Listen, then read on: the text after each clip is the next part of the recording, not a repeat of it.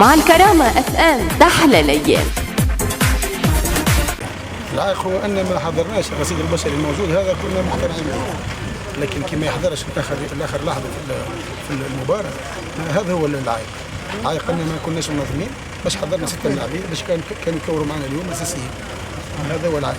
لكن الافكتيف نجموا نخدموا به، الافكتيف هذا ناقص 2-3 زيليمون ان شاء الله ويكون افكتيف. لكن كيف تكون عندك 10 ملاعبيه وتنقص منها 5 في اللحظات الاخيره، هكا العائق. انا كنت نتصور في نادي صفاقسي اقوى، نتصور في نادي صفاقسي باش يدومينينا وباش يقلقنا وباش تصير ممكن برشا اهداف.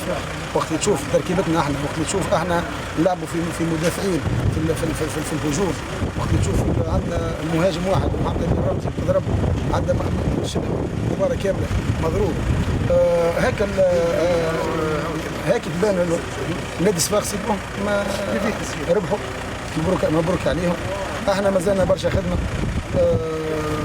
ثم ملاعبيه تو معايا مازال ما يعرفوش بعضهم، ناقصين برشا اوتوماتيزم كبير. مش عليك صعيب، كل شيء صعيب، ان شاء الله تتصلح الامور وبس. مع الكرامة اف ام تحلى الايام.